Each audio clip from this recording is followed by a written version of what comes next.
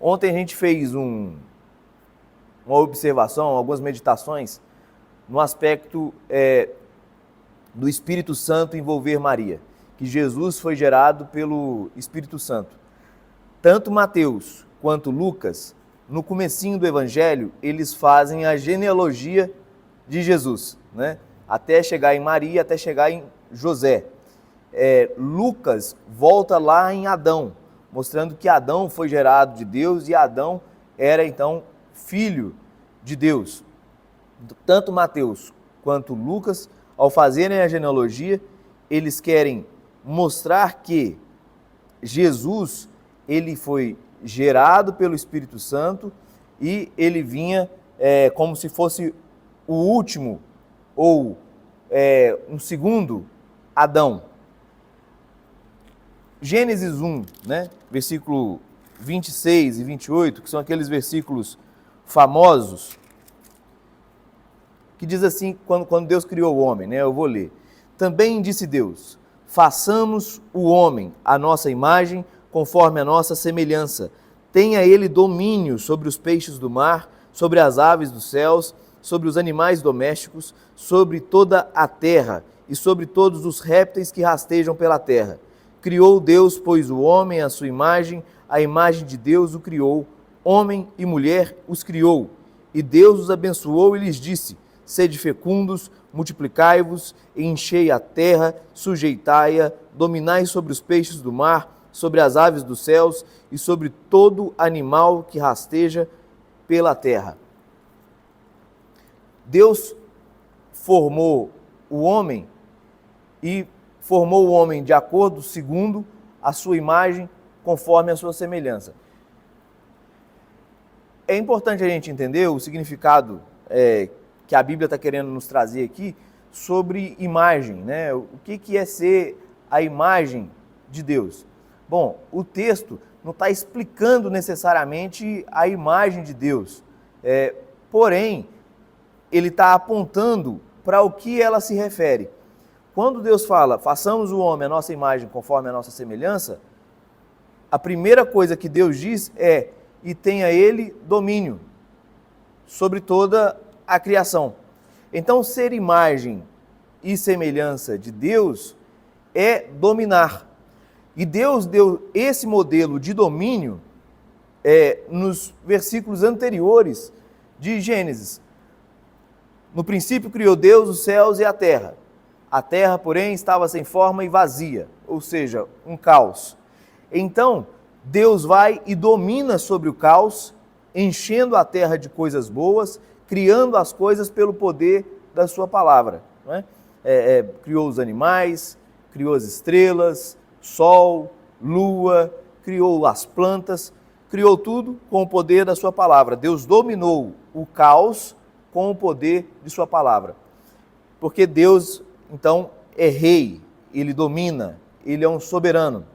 Quando Deus cria o homem, sua imagem, ele coloca no homem criado, sua imagem e semelhança, a capacidade, a habilidade, a bênção para dominar, então, sobre a criação. Para que o homem e a mulher, o casal, eles fossem uma representação, um reflexo do Rei Deus.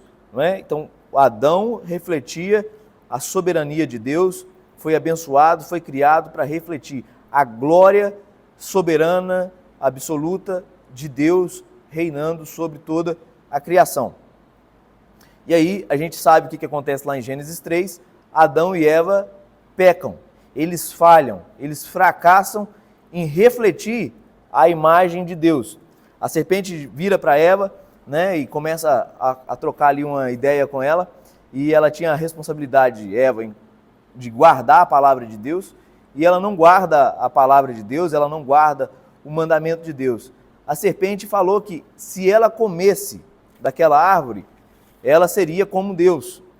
E ela pegou e o jeito que a Eva fala, responde à serpente, conversa com a serpente, mostra que ela não estava guardando a palavra de Deus de modo adequado. Porque Deus falou que de todas as árvores eles poderiam comer livremente. E aí ela diminui a generosidade, a bondade de Deus, falando que a gente pode comer.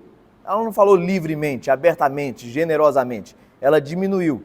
Em segundo, ela diminuiu o efeito caso eles comessem. Falou assim, olha, a gente não pode, diz aí que a gente morre, né? E Deus falou, absolutamente vocês vão morrer. Certamente, verdadeiramente, se vocês comerem, vocês vão morrer, porque o salário do pecado é a morte.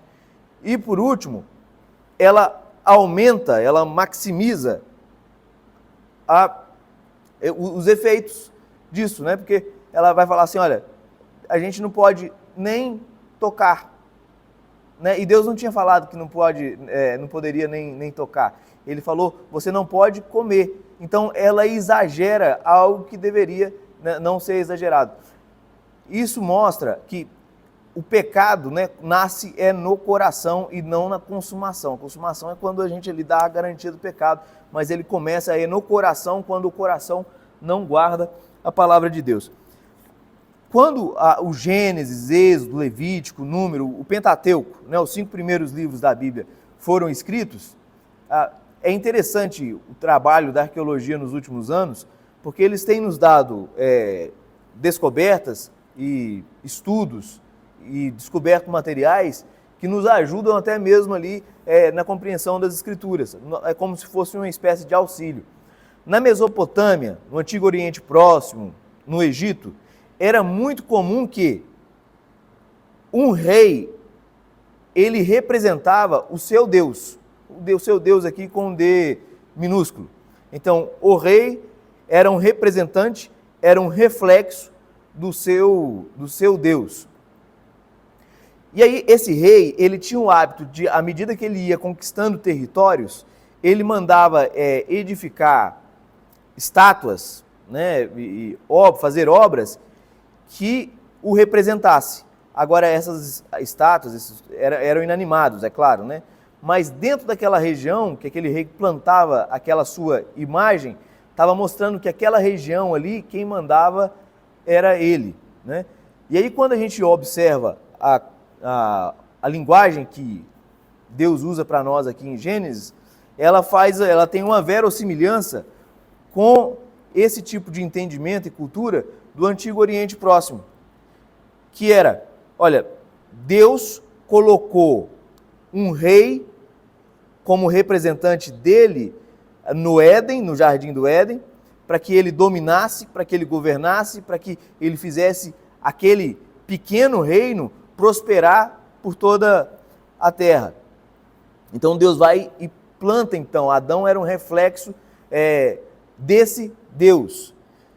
Bem como, na medida que esses reis colocavam suas imagens para mostrar que eles governavam aquela região, para mostrar que eles eram soberanos sobre aquela região, Deus também Deus enquanto rei, coloca a sua imagem na terra para representá-lo, para mostrar o seu governo soberano na terra. Só que a imagem que Deus coloca de si não é uma imagem morta, é uma imagem viva. Adão e Eva. Logo, a imagem de Deus não é uma estátua fria, é uma imagem que é viva, ouve, vê, fala, toca, sente, reflete vivamente a imagem de Deus e o reino, a soberania de Deus. Então, esse reino também é importante entender que o Éden, ele não era a terra inteira. Deus havia plantado um jardim no Éden. Só o Éden ali, aquela pequena região, é que tinha toda a abundância. O homem deveria fazer o Éden, através do seu domínio, crescer, se multiplicar e encher toda a terra. Na Mesopotâmia também, antiga, no Antigo Oriente Próximo, quando se construía, se erigia um templo, era levado 6 dias de festa. E no 6º dia, a imagem do Deus daquele templo era colocada dentro do templo. Deus cria todas as coisas, cria ali o jardim no Éden e no sexto dia ele coloca a sua imagem lá dentro desse templo, que é o homem, Adão e Eva. Dando a entender então que Deus criou o homem para ter domínio, para refletir a sua imagem, o seu domínio, e também esse homem seria um sacerdote. O que Deus queria é que a terra toda fosse um domínio, um reino, um templo. Não é? Tanto é que na novos céus e nova terra não haverá templo, porque a terra toda cantará a glória de Deus, a terra toda será o templo de Deus. Então, dito isso tudo, a gente sabe que Adão e Eva caiu. E todos os outros Adões, por assim dizer, que Deus levantou ao longo da história, também falharam, também fracassaram em refletir a imagem de Deus. Noé fracassou, Abraão fracassou, Moisés fracassou, Davi fracassou, Israel como nação também fracassou.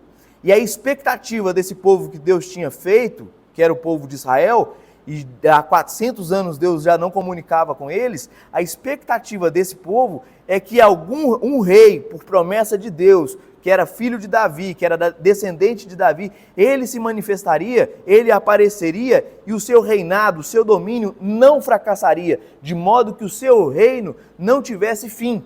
Então esse menino, esse rei, é Jesus, o novo, o último Adão que domina sobre a terra, e Jesus mostrou isso abundantemente. Jesus mandou o mar se aquietar, Jesus montou num jumentinho que nunca havia sido montado, que nunca tinha sido amansado por ninguém. Jesus dominou sobre as enfermidades, Jesus dominou sobre os demônios, Jesus dominou sobre a criação inteira. E depois ele vai e domina também a morte, ele morre a nossa morte, o nosso fracasso absoluto, ele morre e ele ressuscita triunfantemente e se assenta à direita de Deus Pai, e o seu reino jamais terá fim.